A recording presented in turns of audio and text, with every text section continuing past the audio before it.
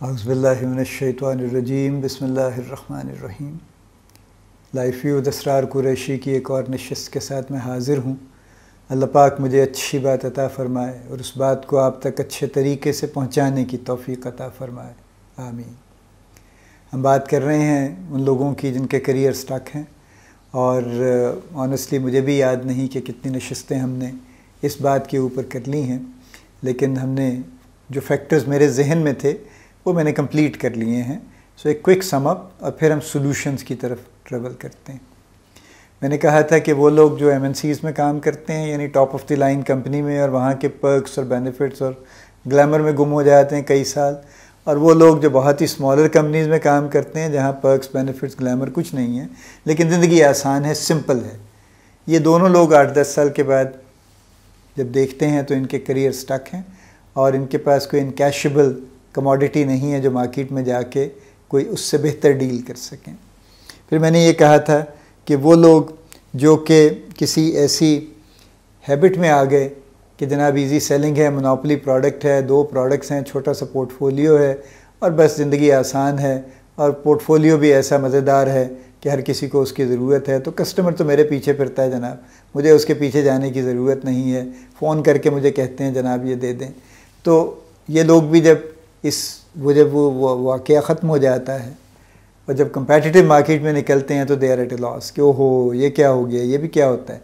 ऐसा भी होता है कि आपको एक एक प्रोडक्ट के लिए, एक एक यूनिट के लिए रात दिन मुशक्क़त करनी पड़े, तो ये लोग भी, इनके करियर भी रुक जाते हैं वहीं पे कहीं पे आके।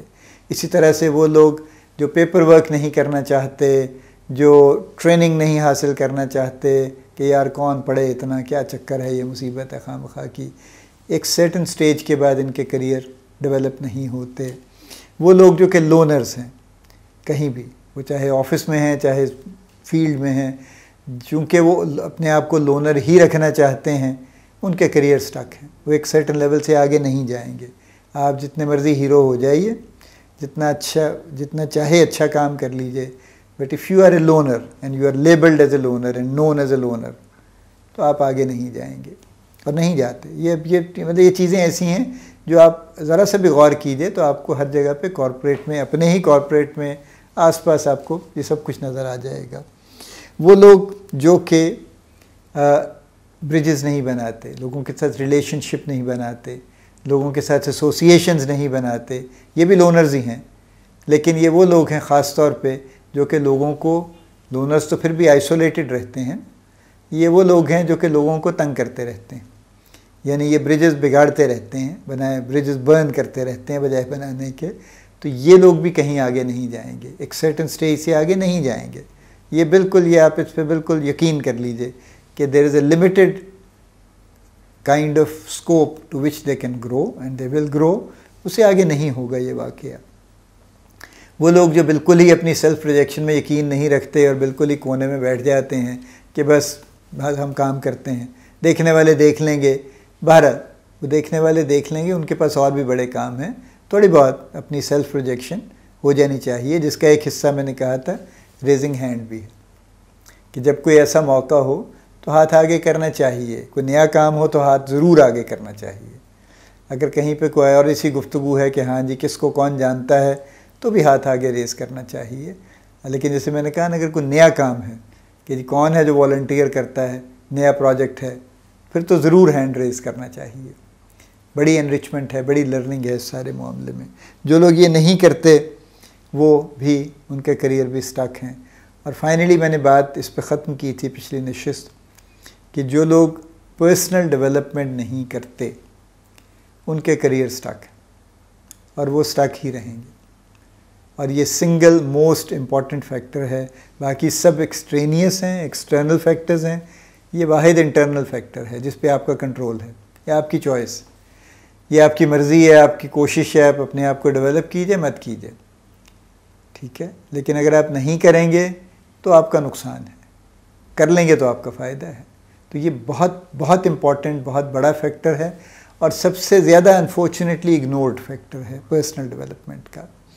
तो ये हमारा एक सम अप है कि ये वो देयर आर सम फैक्टर्स, इसके अलावा भी आप सोच सकते हैं। गौर कीजिए, आज से गौर करना शुरू कीजिए उन तमाम लोगों पे जिनके करियर स्टक हैं। अल्लाह ना करे आप उनमें हों, लेकिन जो भी लोग आपके साथ आसपास मौजूद हैं, जो आपको नज़र आते हैं, जो आपके यकीनन आपके एक हलके में ऐसे कई लोग होंगे, उन पे गौर कीजिए और ये सोचिए कि उनका करियर क्यों स्टक है। अगर आपके उनके अच्छे रिलेशंस हैं तो कुछ ना कुछ उनसे ये गुफ्तगू कीजिए उनसे कि यार ये पॉसिबली ये तो नहीं वजह कहीं पे, इस तरह से तो नहीं है कहीं।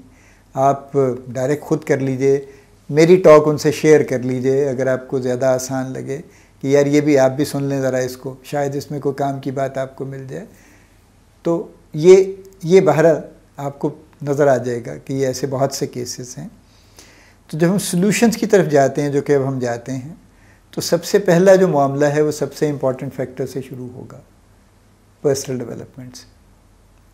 सो पर्सनल डेवलपमेंट के लिए यू नीड टू लर्न, एक ही कीवर्ड है, लर्न लर्न एंड लर्न। सीखिए और सीखिए और सीखिए, और जो हाथ लगता है सीख लीजिए, और जो नज़र आता है सीख लीजिए। जो बज़ाहिर कुछ वक्त आपको शायद बहुत रेलेवेंट भी नहीं लगता, वो भी सीख लीजिए। सीखिए, इंतहाई इम्पॉर्टेंट है। ये एक वाहिद बहुत बड़ा टूल है जिससे आपकी ज़िंदगी बदल सकती है, और इंशाल्लाह बदल जाएगी। आपका करियर का मामला सेटल हो जाएगा, आपकी ज़िंदगी बेहतर हो जाएगी, आपकी क्वालिटी ऑफ लाइफ बेहतर हो जाएगी, आपकी क्वालिटी ऑफ रिलेशंस बेहतर हो जाएंगे, आपकी ओवरऑल सेटिस्फेक्शन का लेवल अच्छा हो जाएगा, आपकी स्ट्रेस का लेवल कम हो जाएगा। मैं I don't want to exaggerate too much, लेकिन बहरहाल जितनी तारीफ़ आप इसकी कर लीजिए कम है। सीखिए। और देखिए, हमारे एक कॉलेज के टीचर होते थे, वो हमें कहते थे कि पढ़ा करो, और कोई जो मर्ज़ी हाथ लग जाए, गांधी पढ़ लिया करो, पढ़ा करो, पढ़ने की आदत तो पड़े तुम्हें कम से कम। ये बड़ी बड़ी काम की बात थी। यानी कितने लोग ऐसे हैं आपके आसपास, हमारे आसपास, जो किताब नहीं पढ़ सकते। उनके लिए इंतहाई मुश्किल काम है कि वो एक 20 सफ़े की किताब भी पढ़ लें। 500-700-1000 सफ़े की किताब पढ़ना तो बड़ी दूर की बात है ना, वो तो उसको हाथ भी नहीं लगाएंगे। यानी वो 50-100-200 सफ़े की किताब भी पढ़ना उनके लिए नामुमकिन है। नहीं जी नहीं, मैं तो पढ़ ही नहीं सकता जी। और कुछ हैं जो उससे निकले हैं तो वो कहते हैं यार ये स्क्रीन पे पढ़ना तो बड़ा मुश्किल है, क्या बंदा बैठ के अब मोबाइल पे पढ़े बैठ के, ये क्या बात हुई। तो आप किताब पढ़ लीजिए, आप ना पढ़िए मोबाइल पे। किताब पढ़ने का टाइम नहीं है, चलते फिरते मोबाइल पे पढ़ने का मूड नहीं है, तो सीखेंगे कैसे? देखिए, हम सीखते कैसे हैं, ये बात इसलिए मैं इस पर थोड़ी सी बात करना चाहता हूँ। हमारे सीखने के ज़राए क्या है? हम पढ़ के सीखते हैं, हम लोगों को देख के सीखते हैं, हम लोगों से बाकायदा सवाल पूछ के सीखते हैं, और हम किसी ऐसे प्रोग्राम में शामिल हो के सीखते हैं जिसमें वाकई लर्निंग हो रही हो। ये हमारे बड़े ज़राए हैं सीखने के। तो हम पढ़ना, अगर हम नहीं पढ़ते और हम किसी भी शक्ल में नहीं पढ़ते, देखिए पढ़ने की शक्लें, आप किताब पढ़ लीजिए, आप आर्टिकल्स पढ़ लीजिए, आप ब्लॉग्स हैं बेशुमार आजकल पब्लिश होते हैं मुख्तलिफ़ टॉपिक्स पे। एक ब्लॉग, एक नॉर्मल जो एवरेज उसकी जो ली जाती है कि 800 से 1200 words is a standard size of A blog. कुछ लोग हैं जो 1500-2000 वर्ड्स के ब्लॉग्स भी लिख रहे हैं, पर जनरली 1000, 1200, 1500 वर्ड्स के ब्लॉग आपको मिलते हैं, और ये 4 मिनट 5 मिनट की रीड होते हैं। आप वो पढ़ लीजिए, एक वक्त में आपको कैप्सूल इन्फॉर्मेशन मिल जाएगी। आर्टिकल पढ़ लीजिए। आप पढ़ना नहीं चाहते, आपको मुश्किल लगता है पढ़ना, उसके भी अब हल आ गए हैं। आप पॉडकास्ट सुन लीजिए। आप अगर गाड़ी चलाते हैं और इधर उधर आते जाते हैं सिटी में, सिटी के बाहर, तो आप पॉडकास्ट सुन लीजिए। पॉडकास्ट आपको 25, 30, 35 मिनट में किसी एक टॉपिक पे बड़ी तफसील दे देगा आपको। आपकी बड़ी लर्निंग हो जाएगी उससे। पॉडकास्ट बेशुमार हैं, सैकड़ों, हज़ारों हैं बल्कि एक्चुअली। आपको बड़े बड़े अच्छे पॉडकास्ट मिल जाएंगे, आप ढूंढ लीजिए। फ्री है, सब कुछ फ्री है, ये सारे रिसोर्स फ्री है। आजकल के ज़माने में सबसे बड़े कमाल की बात यह है कि इल्म फ्री है, और दुनिया जहान का इल्म फ्री है, और मज़ीद चीज़ें फ्री उसमें शामिल हुए जा रही हैं। It's not stopping anywhere. जितना आप चाहते हैं निकाल लें उसमें से, ना वो कम होगा, ना आपका कोई पैसा लगेगा उसके ऊपर। हाँ, आपकी मेहनत है, वो आपको बहरहाल चाहिए। आप यूट्यूब की वीडियोस कुछ देख लीजिए, आप टेड टॉक्स देख लीजिए। टेड टॉक्स बड़ी कमाल की टॉक्स हैं, मैं बहुत उनसे उनके हक़ में हूँ, उनके बड़े बड़े अच्छे टॉपिक्स पे बड़े बड़े आला लोग आके बड़ी आला गुफ्तगू करते हैं। ये सब लर्निंग है। तो पढ़ना सीखना एक पहला पार्ट है जो ये इसमें से किसी भी ज़रिए से आप कर लीजिए। आगे चलिए, जो हम लोगों को देख के सीखते हैं, तो ऑब्ज़र्व करना शुरू कीजिए। देखिए ये भी हमारा एक हमारी ज़रा यूँ कह लीजिए एक वीक एरिया है हमारा, कि हम गुज़र जाते हैं चीज़ों के आसपास से और हमें पता भी नहीं होता कि क्या था। यानी हमारी ऑब्ज़र्वेशन हम अच्छी नहीं है, सिंपल लफ्ज़ों में, और हम ऑब्ज़र्वेंट नहीं हैं। ना हम लोगों के बारे में ऑब्ज़र्वेंट हैं कि जो मैंने कहा उस पर क्या उसका तासुर था, क्या रवैया था, उससे बात मेरी अच्छी लगी नहीं लगी। यानी इवन सेल्स के लोग जिनको बड़ी ट्रेनिंग दी जाती है कि जी आप कस्टमर का बिहेवियर को मुस्तकिल वॉच कीजिए और देखिए कि कब उसने बाइंग सिग्नल दिया आपको, कब उसने कोई ऐसा क्यू दिया कि उसे ये बात अच्छी लगी, कब उसने ये दिया कि उसको ये बात पसंद नहीं आई। तो ये बड़ा ज़रूरी है कि आप मुस्तकिल ऑब्ज़र्व करें। उतने ही डेड हैं, उतने ही डेड हैं, गौर ही नहीं करते। वो कस्टमर बेचारा बाइंग सिग्नल दे के फारिग भी हो जाता है, ये अपनी गुफ्तगू जारी रखते हैं। ये मैं अक्सर दुकानों पे भी देखता हूँ। और मैं ज़रा सा डाइग्रेस कर रहा हूँ। I use to go with my wife for shopping. जब वो कपड़े वपड़े की शॉपिंग करती थी तो वो दुकानदार कपड़े दिखाता था और मुझे पता होता था, बिकॉज आई न्यू है, मुझे पता होता था कि अब इनका बाइंग का टाइम आ गया, यानी उनको ये चीज़ पसंद आ गई।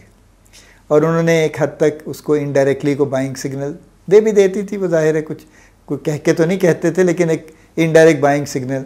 अब वो दुकानदार जो है उसकी बला से वो 6 चीज़ें और निकाल के ले आता है और वो बाइंग का टाइम गुजर जाता है। और बसा औकात ये हुआ कि वो जो चीज़ वहाँ से ली जा सकती थी वो फाइनली नहीं हुई, उसके साथ कोई कारोबार नहीं हुआ बेचारे के साथ। अगर वो थोड़ा सा ऑब्जर्वेंट होता और गौर करता कि हाँ अभी कुछ एक रुके हैं, पॉज किया है इन्होंने, तो ये प्रॉब्ली कंसिडर कर रही हैं, तो उसकी वहीं पे काम ख़त्म हो जाता, उसकी मुशक्क़त आधी रह जाती और काम भी हो जाता। यही हमारे सेल्समैनों का है। उन्हें कोई पता नहीं कस्टमर ने कब बाइंग सिग्नल दे दिया है, ऑब्जर्वेशन अच्छी नहीं है, इंतहाई नाकिस है माजरत के साथ, और है ही नहीं सिरे से, और जो है वो भी अजीब व गरीब है। तो हम देख के नहीं सीख रहे, ठीक है। फिर हम ऐसी किसी ग्रुप एक्टिविटी में शामिल नहीं होना चाहते जहाँ पे सीखने का कोई माहौल है। यानी कोई अगर हमने टीम में कोई एक्टिविटी रखी है तो हम सबसे पीछे हो जाएंगे कि वो जी फ़लाँ को कह दें, वो देखें जी वो बड़ा अच्छा करता है उससे कह दें, मुझे तो छोड़ ही दें जी, मुझे तो आपको पता है ना जी, मैं तो ऐसे काम नहीं करता। क्यों नहीं करते जी आपको किसी डॉक्टर ने मना फरमाया है आपको?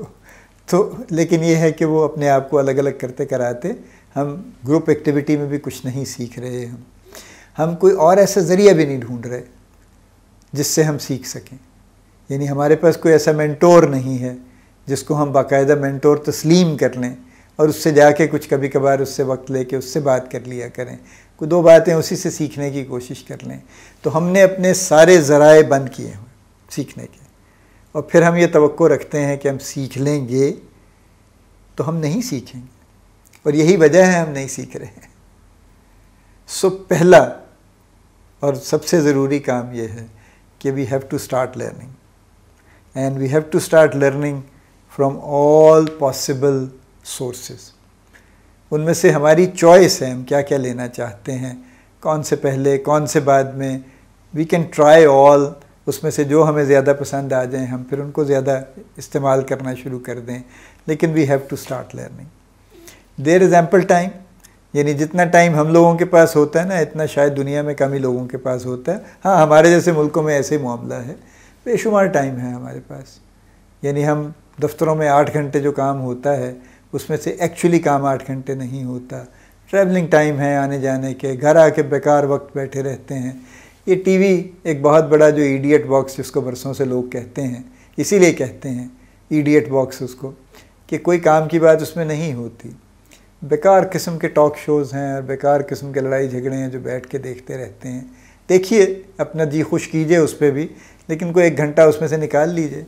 वो 1 घंटा उसमें से कम करके तो आप कुछ अपना काम कर लीजिए, कुछ अपना सीखने का सिस्टम कुछ कर लीजिए। तो सीखिए, ये पहली रेमेडी है और ये पहली सजेशन है, और आज की सारी गुफ्तगू इसी पे है, क्योंकि जब तक ये नहीं होगी इससे आगे कुछ चल नहीं पाएगा। सीखना लाजमी है। सीखिए, अपने बारे में सीखिए, अपने काम के बारे में सीखिए, अपने प्रोफेशन के ओवरऑल उसके बारे में सीखिए, अपने कॉर्पोरेट को समझने की कोशिश कीजिए, अपने कस्टमर्स को समझने की कोशिश कीजिए, अपने कॉलीग्स को समझने की कोशिश कीजिए, अपने बॉसेस को, अपने पीयर्स को, अपने जूनियर्स को समझने की कोशिश कीजिए और सबसे कुछ ना कुछ इस तरह का मामला रखिए कि सबसे आपको कुछ ना कुछ मिलता रहे। सो ये आज की मेरी गुफ्तगू यहाँ तक है। अगली नशिस्त में हम इस टॉपिक को क्लोज़ कर देंगे इंशाल्लाह, और जो चंद एक मज़ीद सजेशंस हैं इस मामले को ठीक करने के लिए कि जो करियर स्टक हैं उनको कैसे दोबारा से चलाया जाए, उस पे बात करने के लिए हम अगले सेशन में इस टॉपिक को क्लोज़ कर देंगे इंशाल्लाह। अल्लाह पाक आपको बड़ी कामयाबियाँ अता फ़रमाए। अल्लाह पाक आपका हामी व नासिर हो, हम सब का हामी व नासिर हो। आमीन।